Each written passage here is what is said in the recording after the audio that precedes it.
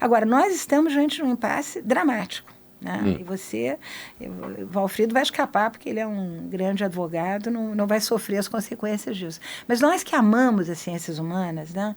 E que temos interesse pela antropologia, interesse pela filosofia, interesse por tudo que nos cerca, artes, né? Eu acho que elas estão em vias de desaparecimento. Não se publicam mais teses de história. As editoras fogem desse tipo de trabalho. Os alunos hoje, se nós antes, Reinaldo, tínhamos prazer de passar horas num arquivo, e olha que eu pesquisei em arquivos no mundo inteiro, até na Índia. Entrava às 8 da manhã, saía às 6 da tarde, quando no arquivo o cara mandava você embora porque não dava mais para ficar lá.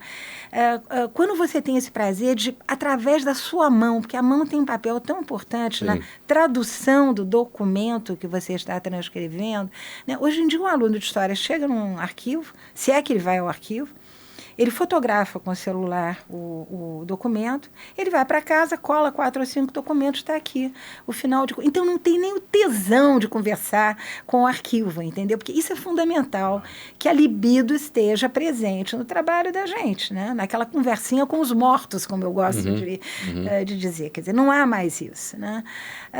E eu estou com muita pena, porque eu acho que os jovens historiadores vão acabar como motoristas de Uber ou entregadores de pizza, porque não tem mais...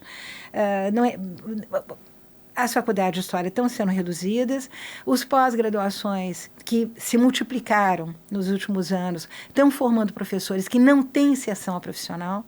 Eu alertava meus alunos já há 15 anos atrás, eu dizia para eles, gente, pense em museologia, pense em arquivologia, pense em turismo cultural, pense em conteúdo para televisão, para qualquer coisa.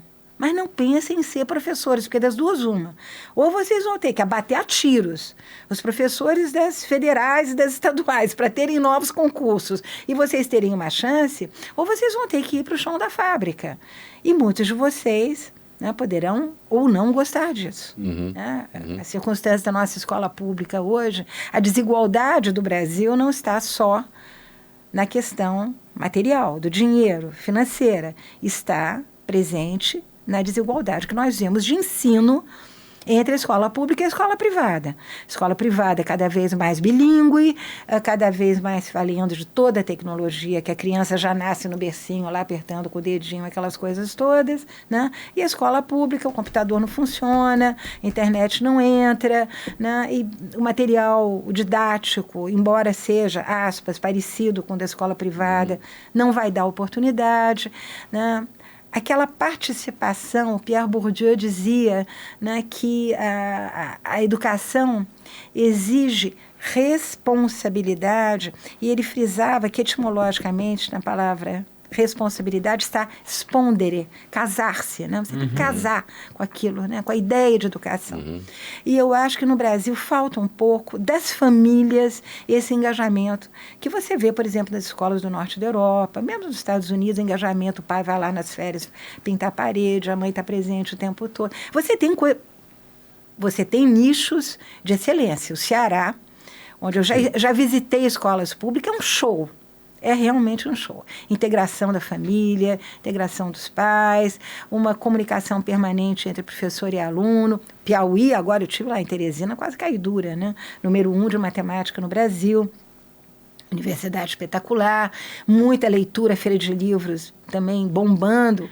Mas eu acho que nesse enorme continente que é o nosso país, né?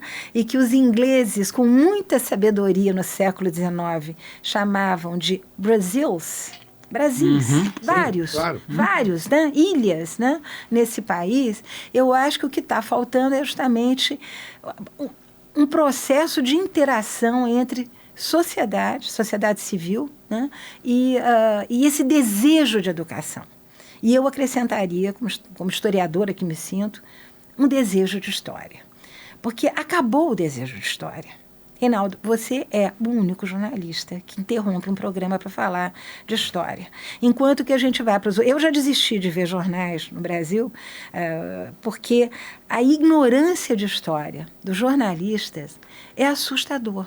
Né? É assustadora. Né?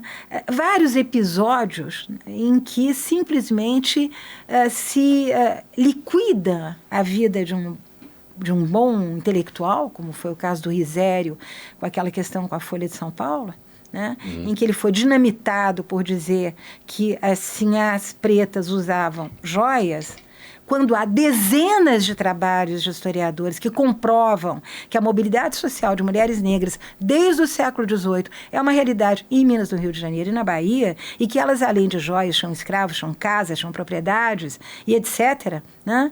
E detona-se um grande intelectual por falta total de informação mínima. Dá um Google acadêmico. E sem contar o seguinte, que afirmar a existência disso não significa negar o preconceito, o racismo, a escravidão. O racismo. Mas essas coisas co-ocorreram. Olha, óbvio, óbvio. Mas não assim, se pode detonar, né? Não se pode cancelar uma inteligência como a do Arizene.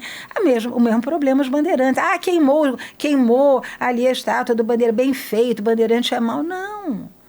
Quem foram os bandeirantes? Vai ler os grandes autores paulistas, o que foram as bandeiras, né? E sem contar, né? E aí, se me permite, eu comentei isso, teve gente que tentou não entender, mas aí eu lamento também, se tenta não entender, eu não posso fazer nada, né?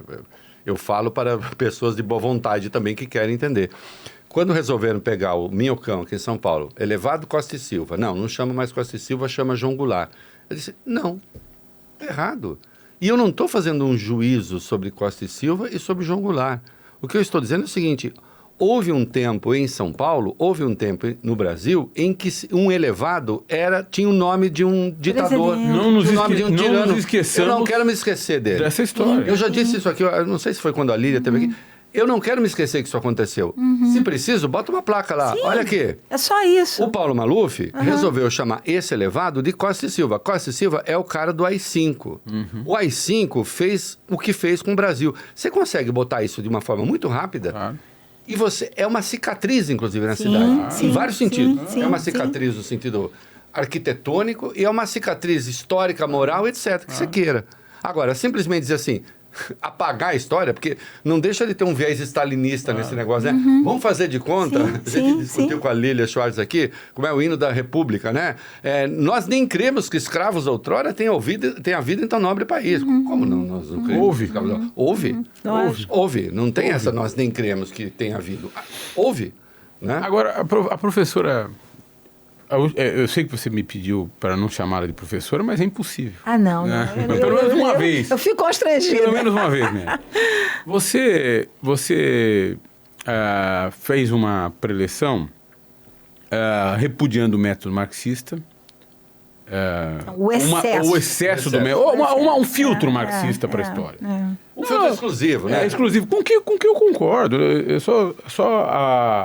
O preâmbulo da minha pergunta. Do advogado. Vamos lá. Porque essa pergunta é interessante. Eu acho que é interessante. Pelo menos para mim, né? Eu estou curioso sobre ela. Você, de certa forma, eu não diria o avesso, mas é diferente do intelectual de ciências humanas de esquerda. Todavia, ao ler seus livros, e eu sou seu leitor e seu fã, eu vejo plasmados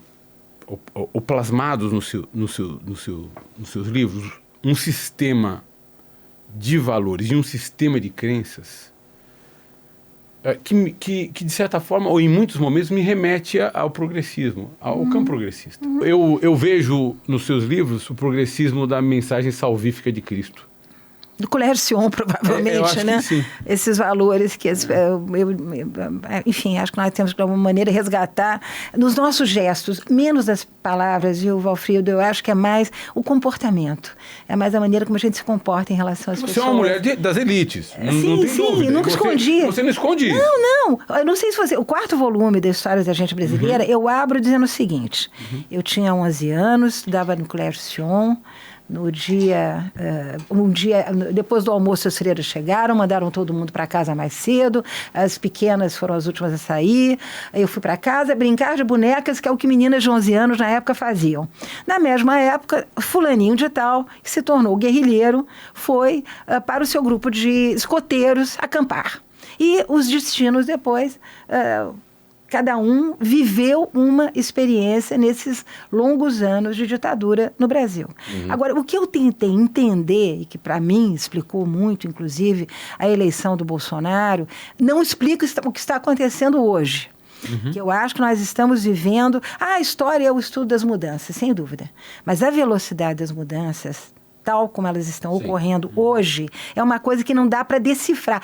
Eu faço história do tempo presente. Não dá. Não dá tempo, meu caro. Claro. Deixa passar 30 anos, aí você vai tentar interpretar o que está acontecendo. Por isso que eu não gosto da interpretação dos outros jornalistas, que são sempre interpretações que fogem muito a essa humildade de dizer, eu no momento, eu não estou entendendo o que está acontecendo. Eu não sei onde é que eu estou, lembra?